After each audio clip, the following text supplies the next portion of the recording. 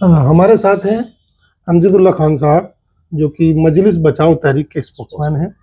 यहाँ दिल्ली विधानसभा चुनाव में, ओखला विधानसभा में आप यहाँ आए हैं आम आदमी पार्टी के लिए, प्रचार के लिए। आइए हम जानेंगे ऐसी क्या ज़रूरत आन पड़ी है, यहाँ आप इतनी दूर से चलकर आम आदमी पार्टी के लिए यहाँ प्रचार के लिए पहुँचे। पहले तो मैं तमाम राजपथ चैनल के नाजरीन को अस्सलाम वालेकुम मेरी तरफ से। यहाँ पर जो दिल्ली में चुनाव हो रहा है और ये चुनाव जो है ओखला विधानसभा में भी चुनाव हो रहा है। यहाँ के जो उम्मीदवार है आम आदमी पार्टी के, ये मेरे और हमारे अमानतुल्लाह खान साहब के बहुत पुराने ताल्लुकात है। बहुत पुराने ताल्लुकात है, तकरीबन एक 15 साल से वो एक मेरे बड़े भाई की हैसियत से है और हमारे कुछ कॉमन फ्रेंड्स में उनकी हमारी मुलाकात होती रहती। जब भी वो हैदराबाद आते मेरे मेहमान रहते, और जब भी हम कभी अजमेर वगैरह दिल्ली वगैरह आते तो इनसे बगैर मुलाकात के हम नहीं जाते। तो पिछले चुनाव में भी हम आए थे लेकिन इतना एक्टिव पार्ट नहीं लिए थे, हालात देख के चले गए थे। लेकिन इस बार ऐसा हुआ कि मुझे 6 महीने पर 1 साल से मुझे ये खबर लग रही थी कि अमानतुल्लाह को हराने के लिए बहुत गहरी साजिश की जा रही है। और उस साजिश में जो है हमारी, तो ये साजिश कौन कर रहा है? मैं बोल रहा हूँ। तो ये जो साजिश है कि ये कहीं ना कहीं बीजेपी की तरफ से साजिश की जा रही है। और इस साजिश का क्योंकि ओखला विधानसभा को 2 मरतबा बीजेपी ने कोशिश की हासिल करने की। तो बीजेपी का जो इलेक्शन इंजीनियरिंग रहता है, आप गौर करके देखें तो आपको पता चलेगा कि उनका ये इलेक्शन इंजीनियरिंग ऐसा रहता है कि हाल ही में जो उत्तर प्रदेश में बाई इलेक्शंस हुए, 80% मुस्लिम आबादी सीट बीजेपी जीत गई। और साबिक़ा पार्लियामेंट इलेक्शन में भी आप देखे हैं कि उत्तर प्रदेश में जो 60-70% मुस्लिम आबादी वाले सीट है वो लोग जीत गए। ये लोग क्या करते हैं, हाल ही में जो महाराष्ट्र में भी इलेक्शंस हुए, हर कॉन्स्टिट्यूंसी में 15 से 20 मुस्लिम कैंडिडेट्स को, एक गली के एक कैंडिडेट को ये बोलते कि हम तुम्हारे को 50 लाख देते, 25 लाख देते। उसका काम सिर्फ ये रहता उन्हें अपने ख़ानदान के वोट काट लेना। तो हज़ार वोट अगर एक 20 कैंडिडेट काटे तो 20,000 सेकुलर वोट कट जाते। यहाँ ओखला विधानसभा में हम ये देख रहे हैं, असल फाइट जो है वो तो भाजपा और आम आदमी पार्टी के बीच नजर आती है, लेकिन इधर एमआईएम ये दावा करती है कि हम फाइट कर रहे हैं। तो मैं ये एमआईएम ऐसा क्यों कर रही है, और आखिरकार उनको शिफाउर रहमान को यहाँ चुनाव में लाने की क्या जरूरत पड़ी एमआईएम को? तो ये बात हमारे को 6 महीने पहले इत्तला हो गई थी कि एमआईएम जो है यहाँ पर कैंडिडेट डालेगी। बीजेपी के कहने पे पूरा बीजेपी का जो इलेक्शनरिंग जो स्टाइल है उसमें एमआईएम बहुत बड़ा रोल अदा करती है। तो आप यूपी में देखिए, ये लोग गए थे वहाँ पर 75 सीट लड़ाए थे। योगी बाबा जो है चीफ मिनिस्टर बने, उसके बाद में सेकंड इलेक्शन में भी गए थे वो लोग। महाराष्ट्र में भी बीजेपी गवर्नमेंट है, इनकी वजह से। मैं जयपुर की सीट का आपको बताता हूँ, जो हवा महल की सीट है, हवा महल, कई एमआईएम का कैंडिडेट जितने वोट काटा उतने वोटों से बीजेपी जीती। तो वो स्ट्रैटेजी वो लोग यहाँ पर दिल्ली में भी इस्तेमाल कर रहे हैं। पहली चीज़, एक तो यहाँ पर अमानतुल्लाह जो है एक आम आदमी पार्टी का मुस्लिम एमएलए नहीं है, बल्कि दिल्ली के मुसलमानों का, जो दिल्ली में जो उत्तर प्रदेश के लोग हैं, जो मध्य प्रदेश के लोग हैं, यानी एक मुस्लिम कम्युनिटी का एक अनचैलेंज लीडर बन गए। मुसलसल 10 साल एमएलए रहने से उनकी कारकर्दगी और उनकी जो फाइट रही, देखिए आप। तो यहाँ पर एमआईएम को इंट्रोड्यूस किया गया। अब एमआईएम को कैंडिडेट कौन सा होना चाहिए? ऐसा कैंडिडेट होना जो सेंटिमेंटल वोट्स ले सकते हैं। ये लोग जो है जहाँ पर भी जाते मुसलमानों के सेंटिमेंट से खेलते वो लोग। तो यहाँ पर ये लोग क्या करें, ज़ीरो करे कि जो लोग जेल में हैं उन लोगों को हम कैंडिडेट बनाएंगे। ऊपर से भी इशारा आया, कुछ पुलिस के आला ओहदेदार जाके जेलों में इन लोगों से मिले, तो कई कैंडिडेट हम नहीं लड़ते बोले इलेक्शन। तो कई जो जेल में हैं। तो क्या ये लगता है कि शिफाउर रहमान के जज्बात से खेल रही है एमआईएम, या मतलब उनको झूठी सिंपैथी दिखाकर मुसलमानों को गुमराह करने का काम किया जा रहा है? शिफाउर रहमान को जबरदस्ती तौर पर कहीं ना कहीं इसमें बीजेपी का एडमिनिस्ट्रेशन ज़बरदस्ती तौर पर उनको एमआईएम का कैंडिडेट बनाया है। अब आप देखिए यहाँ पर जो एमआईएम के स्टेज से स्पीचेस हो रहे हैं और वहाँ पर जो मुस्तफ़ाबाद में जो ताहिर को कैंडिडेट बनाए हैं, ताहिर हुसैन को कैंडिडेट बनाए हैं, तो इससे क्या हो रहा है, इन्हों लड़ रहे हैं 2 सीट पे, मगर हालात ख़राब कर रहे हैं पूरे दिल्ली के मुस्लिम्स के। हाँ अच्छा, अब आप देखिए इन्हों गालियाँ दे रहे हैं आम आदमी पार्टी के केजरीवाल को। कल तक इन्हों गालियाँ देते थे कांग्रेस को। जब से तेलंगाना में कांग्रेस गवर्नमेंट आई है, ये कांग्रेस को वहाँ पर उनकी दोनों की जमरी, चीफ मिनिस्टर रेवंत रेड्डी की और असदुद्दीन ओवैसी की, तो ये कांग्रेस पूरे स्पीचेस में आप कहीं भी उन्होंने कांग्रेस के खिलाफ में नहीं बोले। ओवैसी साहब कहते हैं कि केजरीवाल जी जो है आरएसएस का छोटा रिचार्ज है। नहीं, आप देखिए ये सेम वर्ड आज जो अरविंद केजरीवाल के खिलाफ में बोल रहे हैं, छोटा रिचार्ज, आरएसएस का टिल्लू। आप तेलंगाना में जो इलेक्शन हुए, ये सेम वर्ड्स, ये इनका एक स्टाइल है बात करने का, हर लीडर का स्पीच का एक स्टाइल रहता। तो ये बिल्कुल जो है हमारे ओल्ड सिटी लैंग्वेज में कि छोटा रिचार्ज है, ये आरएसएस का टिल्लू है, सेम वर्ड रेवंत रेड्डी के ताल्लुक से भी बोले इन्हों। और तो जैसा ही रेवंत रेड्डी वहाँ रेड्डी के बारे में बोलते हैं और यहाँ आके केजरीवाल के बारे में बोल रहे हैं। और ये सेम वर्ड इन्हों जो है कहीं भी जाने दीजिए, बीजेपी का मुकाबला जो भी कर रहा उसके खिलाफ में इन्हों बोलते जाके। तो यहाँ पर अमानतुल्लाह को हराने के लिए इनको जो है कैंडिडेट शिफाउर रहमान को कैंडिडेट बनाया गया है। अब मैं असदुद्दीन ओवैसी से ये पूछ रहा हूँ कि हमारे तेलंगाना में सैकड़ों बच्चे जेल में हैं। हमारे एक मौलाना नसीरुद्दीन बोल के हुआ करते थे, बहुत ऑल इंडिया लेवल पे मुसलमान मानते हैं उनको जो है वो रहते हैं हैदराबाद, वो कभी गुजरात नहीं गए बेचारे। लेकिन गुजरात में जो राइट्स हुए, ये बोले कि इनके स्पीचेस सुन के वहाँ पर मुसलमान राइट्स करे बोल के उनको पहले गिरफ्तार करे, फिर उसके बाद में उनके 2 लड़कों को गिरफ्तार करे, 5 साल उनको जेल में रखे। एक ही साबरमती जेल में बाप और 2 बेटे हैं, ये दोनों को मिलने भी नहीं दिए, बाप बेटों से नहीं मिले, बेटे बाप से नहीं मिले। 5 साल के बाद में पहले बाप की बेल हुई सुप्रीम कोर्ट से, उसके बाद में फिर बेटों की बेल हुई। अभी भी एक बेटा हाल में आया, 2 महीने पहले बाहर आया, बाप मर गए तो भी उनको मौता में नहीं लाए। फिर उसके बाद में हमारे कने जो है ये एनआरसी एजुटेशन में कई लोग 140 हम 1 मिलियन मार्च निकाले थे, आपको याद होना चाहिए, मुश्ताक मलिक साहब उसके ऑर्गेनाइजर थे, हम निकला था मार्च। तो 1 मिलियन मार्च निकलने के बाद में 140 केसेस बुक करे, जबकि बीआरएस गवर्नमेंट थी, एमआईएम उसकी पार्ट एंड पार्सल थी। तो आप गवर्नमेंट में रहते हुए 140 केसेस एनआरसी एजुटेशन करने वालों पे हुए। कई लड़कियों को पकड़े हमारे खाने भी, कई लेडीज को ले जाके जेल में डाले, जैसा यहाँ पर पुलिस का जुल्म हुआ एनआरसी एजुटेशन में, वो हमारे खाने भी हुआ। एक आलेर बोल के एक मुकाम है हमारे खाने, आप गूगल पे जब टाइप करेंगे तो मालूम होगा, आलेर एनकाउंटर में आप बताइए, आप भी एक सहाफ़ी है, कहीं जुडिशियल कस्टडी में एनकाउंटर होते हुए देखेंगे आप? हैदराबाद में पहली मर्तबा जब बीआरएस की गवर्नमेंट बनी, 5 लड़कों को जेल से पेशी को लेके जा रहे थे, उनके हाथ में हथकड़ी थी, उनका एनकाउंटर हो गया। तो ये असदुद्दीन ओवैसी जो ओखला में आके शिफाउर रहमान के लिए मगरमच्छ के आंसू रो रही, वो उनके हल्के के 5 बच्चे जो एनकाउंटर हुआ, कभी उनके नमाज जनाजा में नहीं गए, उनके अफराद ख़ानदान कैसे नहीं पूछे, उनके वाइफ, अगर वो लड़के की वाइफ या उनकी माँ, उनकी बहन को कभी बल्दिया में जीएचएमसी में इलेक्शंस में टिकट नहीं दिए, जो मौलाना 5 साल जेल में रहे उनको टिकट नहीं दिए। यानी आप पहले अपने घर में चिराग लगाना, बाद में मस्जिद में चिराग लगाना था।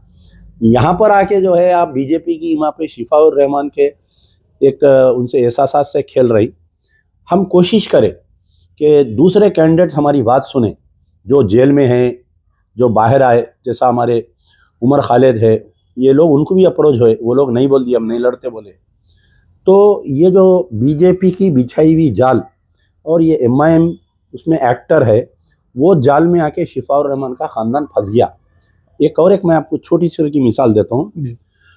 उत्तर प्रदेश में एक अतीक अहमद और Ashraf Ahmed, Atiq Ahmed member of parliament थे, अशरफ अहमद एमएलए थे। तो जब ये लोग जेल में थे, आपको मालूम होना चाहिए जी, जेल में थे, और वो इलेक्शन का टाइम आया को लेटर लाया गया था। सुनिए असदुद्दीन ओवैसी यहाँ से दिल्ली से 1000 गाड़ियों के जुलूस में वहां पर गए, उनकी वाइफ को एमआईएम ज्वाइन कराए, एमआईएम ज्वाइन कराया, स्टेज पे बैठे हुए थे उन्होंने। यहाँ पर जो ड्रामा चल रहा अब, जो वाइफ को लाके रुला रही, उनकी माँ के वो रुलाते हुए वीडियोस बना रही, तो ये सेम ड्रामा वहां पर हुआ ना। वाइफ को लाके स्टेज पर कई जगह हमने मेरठ में भी देखा। हाँ, मेरठ में वो आई थी और लेटर पढ़ा हुआ रोने लगी एमआईएम के स्टेज से, उनके बच्चे को भी लाके रुलाए, बच्चों को भी लाके रुलाए।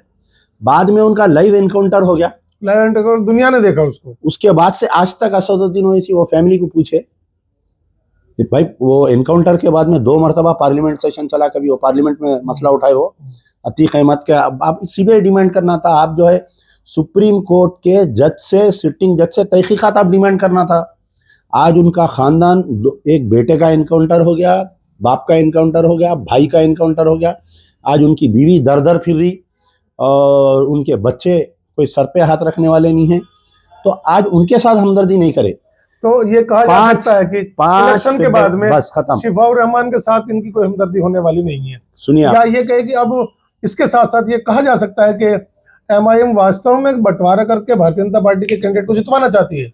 तो अब क्या होगा, अगर कल के दिन शिफाउर रहमान या ताहिर को अगर जरूरत पड़ेगी इलेक्शन के बाद में, तो असदुद्दीन ओवैसी नंबर ब्लॉक में डाल देते। आप मुझे बताइए, 5 साल से शिफाउर रहमान है, 4 साल से ताहिर हुसैन जेल में है।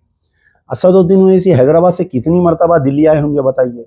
क्या कभी ताहिर हुसैन के घर को जाके मिले? क्या ताहिर हुसैन के फैमिली मेंबर्स को घर को बुलाए? क्या शिफाउर रहमान या उनके साथ में जितने लोग जेल में हैं, किसी एक आदमी के घर पे बताइए, क्या बताइए आप? या किसी एक को लीगल हेल्प दिए, क्या बताइए? आप बैरिस्टर है, आप ऑन रोल यहाँ पर एडवोकेट भी है, रजिस्टर्ड एडवोकेट है ना सुप्रीम कोर्ट में और हाई कोर्ट में, आप बुर्खा डाल के जाके बहस करना था बेल के लिए उनकी, आप कुछ नहीं, क्या नहीं। अब आप देखिए, कल शाम से स्टार्ट हुआ ये, कल परसों जुमा नमाज के बाद से उनके घर पे जाके उनकी वालदा से मिल रही शिफाउर रहमान की, पीछे से बैकग्राउंड में गमगीन म्यूजिक आ रही है कि छोटे-छोटे क्लिप्स बनाए गए हैं, 1-1 मिनट के रील्स बना के हमारे शिफा भाई जाके उनके माँ से पैर पड़ के मिल रही, पेट में मुंडी डाल के मिल रही। जलील साहब भी वो शिफाउर रहमान साहब की कोली भर रहे हैं, कह रहे हम तुम्हारे साथ हैं। हाँ, तो फिर उसके बाद इम्तियाज जलील साहब उन्होंने आके यहाँ पर ये बोल रही। तो ये इमोशनल चल रहा है, ये इमोशनल म्यूजिक्स डाल के, वीडियोस डाल के उनका मकसद क्या है? उकला से बीजेपी को जिता देना और मुस्तफाबाद से बीजेपी को जिता देना। बाकी का जो है पूरा केजरीवाल, जो मुस्लिम वोट केजरीवाल को जाने वाले हैं, उसको कहीं भी टर्न कर देना, चाहे वो कांग्रेस में टर्न कर दो या कहीं भी टर्न कर दो, मगर दिल्ली में बीजेपी की गवर्नमेंट बनाना। ओखला के मुस्लिम्स को, मुस्लिम मतदाताओं के लिए आप क्या कहना चाहते हैं? देखिए, ओखला का वोटर इतना बाशऊर है, मैं यहाँ पर 27 जनवरी से यहाँ पर हूँ, मैं हर गली गली फिरा हूँ, उनके जलसों में जाके एमआईएम की तकरीर सुन के भी आ रहे हैं लोग। यकीनन शिफाउर रहमान के साथ में तमाम ओखला वालों की दुआएं हैं साथ में। वो चाहते हैं कि शिफाउर रहमान बाइज्जत बरी होकर बाहर आए। मुस्तफाबाद के मुस्लिम वोटर्स चाहते हैं कि ताहिर हुसैन बाइज्जत बरी होकर आए।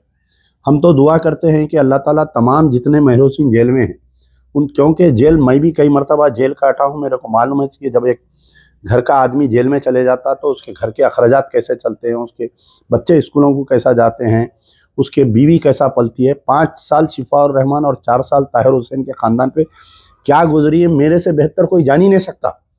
उकला के वोटर इतने बाशऊर है, सबके जलसे अटेंड कर रहे हैं वो लोग, सबके देख रहे हैं, लेकिन दे हैव डिसाइडेड कि बहैसियत एमएलए हमारे लिए जो है आम आदमी पार्टी का कैंडिडेट अमानतुल्लाह सही है।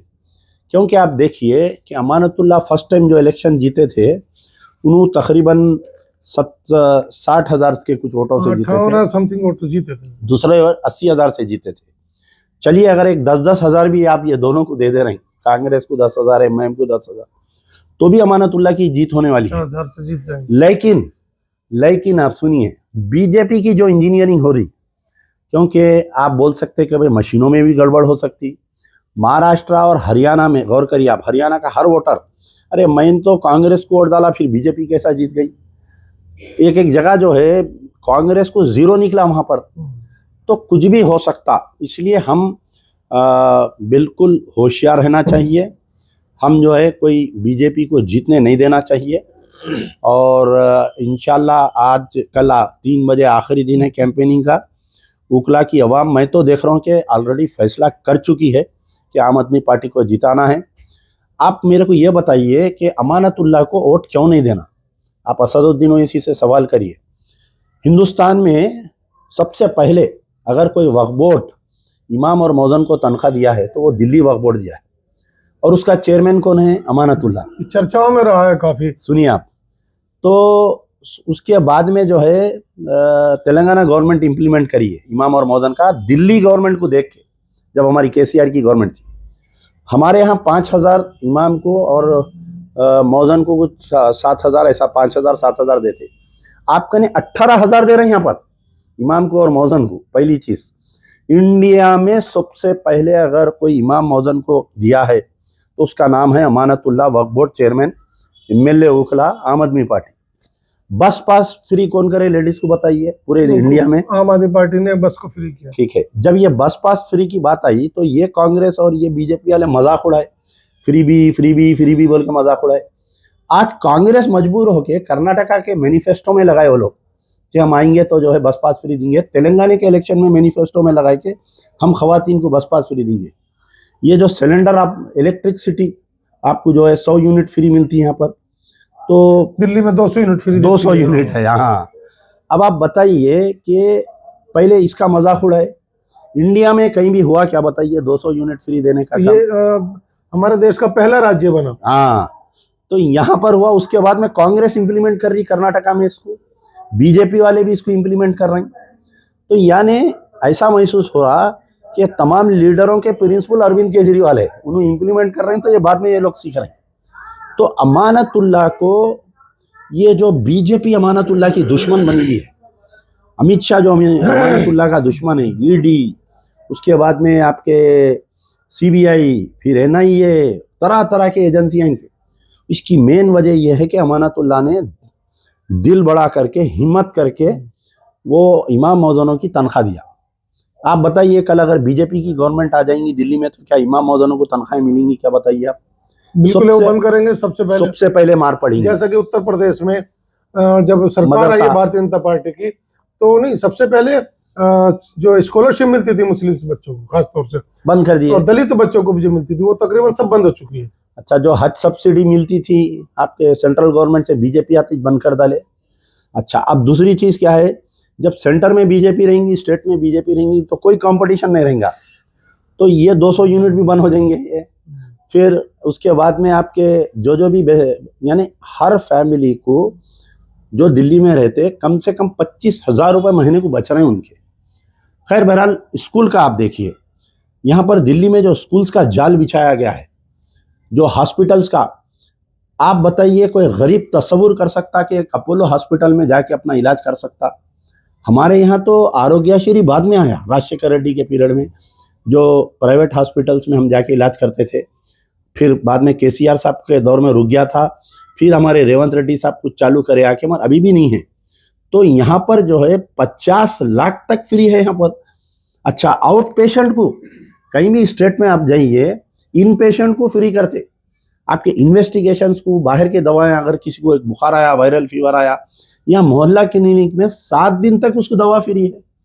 ये सब ये हम लोगों ने देखा कि देश में पहली बार ऐसा सुनने को मिला कि मोहल्ला क्लिनिक को लेकर, मोहल्ला क्लिनिक को कॉन्सेप्ट को लेकर आई हमारे स्टेट के। इससे गरीबों को कहीं ना कहीं मदद तो जरूर हुई है। सुनिए, हमारे स्टेट के चीफ मिनिस्टर केसीआर साहब एक डेलीगेशन लेके आए थे, उनके बेटे केटीआर, शायद उसमें एमआईएम के भी कोई एमएलए थे। यहाँ आके मोहल्ला क्लिनिक की स्टडी करे उन्होंने, मोहल्ला क्लिनिक कैसा वर्कआउट होता, और आपके ये 200 यूनिट फ्री कैसा दे रही, ये जाके हमारे के नहीं इम्प्लीमेंट करे तेलंगाना में। तो खैर, मेरा बोलने का मतलब है कि यहाँ पर जो साजिश की जा रही है उकला में कि आपके वोट को डिवाइड करे एमआईएम और कांग्रेस के बीच में। तो आप आखिरी मैसेज जी ओखला की आवाम के लिए क्या देना चाहेंगे?